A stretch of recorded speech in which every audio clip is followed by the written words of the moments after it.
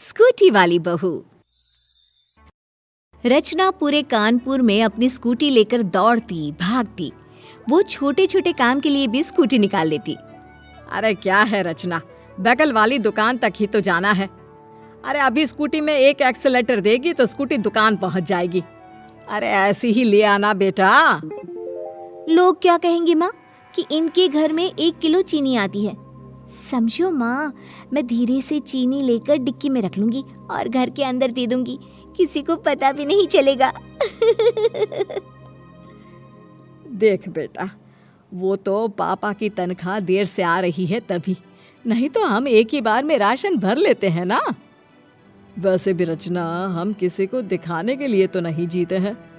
पता है पापा, मेरे पूरे सर्कल में किसी के पास स्कूटी नहीं है। सब पैदल या फिर साइकिल में कॉलेज जाती हैं। रचना के माता पिता उसकी हर बात पर स्कूटी की बात से परेशान थे। खैर, रचना की शादी हो जाती है और साथ में दहेज में जाती है स्कूटी। शादी के बाद पति राघव कहता है, रचना तैयार हो जाओ, शादी के बाद पहली बार हम दोनों मंदिर जा रहे हैं। वो क्या है ना, मोहल्ला देखेगा कि नई नई दुल्हन जा रही है। अच्छा, मैं सूट पहन लेती हूँ, चुन्नी का घूंघट ले लूंगी, ठीक है ना? अरे देख बहू, ये पुराने जमाने के रीति रिवाज यहाँ नहीं चलेंगे। बेटी है, बेटी की तरह बाहर निकल। किसी की बहू सर पर पल्ला नहीं लेती तो मेरी बहू क्यों ले? अरे वाह, ये तो बहुत ही अच्छी बात है। फिर तो राघव, मैं अभी तैयार होकर आई। और हाँ, मैं बाइक निकालता हूँ गली से बाहर। बाइक? अरे बाइक क्यों, मेरी स्कूटी है ना, गली से बिठाकर निकालती हूँ मैं, देखना सर्र करके। अरे नहीं नहीं रचना, कैसी बात कर रही हो? सबके सामने मैं कैसे वो? अरे बस करो ना, देखो माँ ने अभी अभी तो कहा बेटी की तरह रहना। मायके में तो समझ लो मैं 10 कदम भी नहीं चलती थी, फिर कैसे सोच लिया आपने कि मैं गली के बाहर निकल जाऊंगी, वो भी पैदल। बस अब क्या था, नई नई बहू पति को स्कूटी में पीछे बिठाकर स्कूटी से बाहर निकलती है कि पड़ोसन बोल पड़ती है। अरे देखो देखो, पिच्चू की अम्मा का लड़का कैसे मेहरारू के पीछे बैठकर जा रहा है। अरे ना शर्म ना लिहाज रह गया है। कानपुर का अपना मोहल्ला तो दिल्ली का कनाट प्लेस लग रहा है। एडवांस हो गई है ना पिच्चू की अम्मा, दहेज में मोटरसाइकिल भी ली है और स्कूटी भी। स्कूटी तो बहू ऐसे चला रही है जैसे कि हवाई जहाज। राघव समझता तो है कि उन लोगों के मोहल्ले में जहाँ बहू सर पर पल्ला लेकर निकलती है, वहाँ ऐसे बीवी के पीछे बैठकर वो निकलेगा तो लोग तो उसके बारे में बातें करेंगे ही। लेकिन देखो ना, कितना अच्छा लग रहा है। पता है, मेरी तो किस्मत ही खुल गई कि मेरी शादी आपसे हुई। आप जैसे लड़के के साथ शादी करके मैं तो धन्य हो गई। इतनी आजाद तो मैं शादी से पहले भी नहीं थी। राघव भी सोचता है, कोई लड़की इतनी खुश है तो उसकी खुशी के लिए इतना तो किया ही जा सकता है। अगले रोज, अरे मैं जरा पार्क तक जा रहा हूँ, योगा किए काफी वक्त हो गया है। पिताजी, मैं ना आपको पार्क तक छोड़ देती हूँ। अरे पर बेटा, वो तो पास ही में है, इतना तो मैं पैदल जा ही सकता हूँ। और वैसे भी तेरे पीछे बैठकर निकलूंगा ना तो लोग बातें बनाएंगे कि देखो बुढ़ा कैसे बहू के साथ घूम रहा है स्कूटी पर। ना बिटिया ना, मैं चला जाऊंगा। बहू, तू ना मेरे लिए चाय बना कर लिया। हाँ माँ जी, लेकिन पापा जी अभी वापस आएंगे और वो कहेंगे कि। तभी ससुर जी की आवाज आती है, अरे रचना बिटिया, जरा स्कूटी तो निकाल ले, मुझे पार्क तक छोड़ा। अरे बहू, अभी तो मना कर रहे थे, अब तुरंत ही। माँ जी, मेरी स्कूटी है ही ऐसी, इतनी शानदार कि हर कोई बैठना चाहता है। अरे बता ना, क्या हो गया? माँ जी, आज सुबह से ही बारिश हो रही है और घर के बाहर पानी भरा हुआ है, तो ऐसे में पापा जी कैसे जाएंगे गली से बाहर? पड़ गई ना जरूरत उनको मेरी स्कूटी की। बहू फर्राटा भरते हुए ससुर को पार्क छोड़कर घर वापस आती है कि पड़ोसन कहती है, अरे कल्लू की बहू, क्या तेरी माँ ने कोई संस्कार नहीं दिए? मेरी माँ ने संस्कार भी दिए हैं और स्कूटी भी।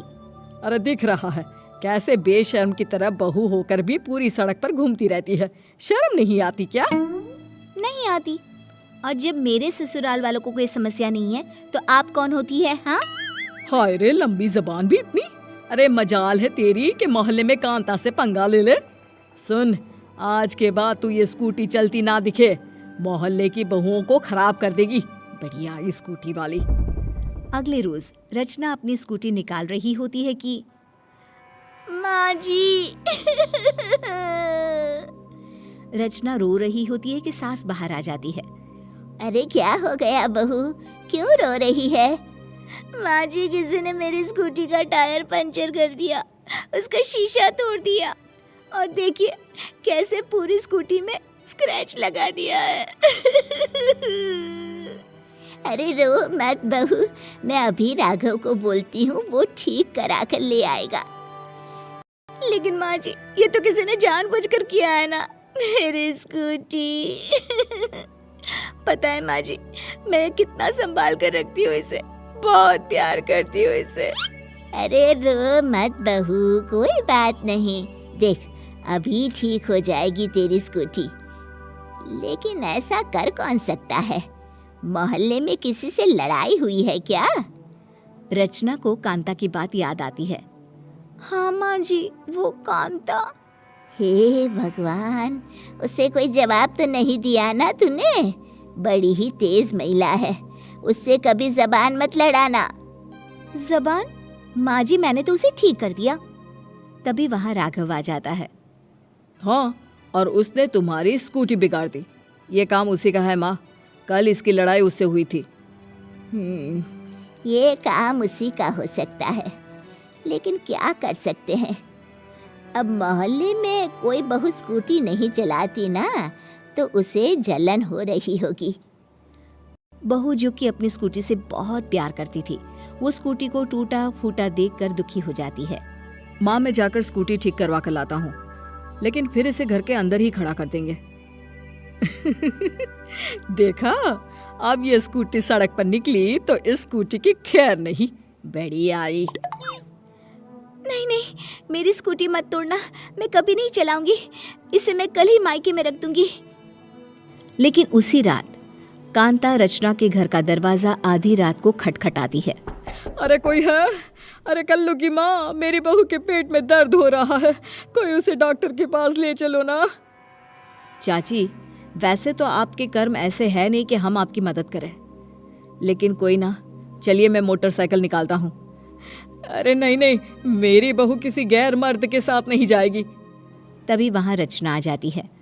चाची, मेरी स्कूटी ठीक हो गई है, अगर आपको एतराज ना हो तो। हाँ हाँ, मैं यही सोच कर आई थी कि। रचना फटाक से स्कूटी निकालती है और कांता की बहू को बिठाकर अस्पताल ले जाती है। फिर अगली शाम। रचना बहू, ये ले, मैं तेरे लिए ये मिठाई का डिब्बा लेकर आई हूँ।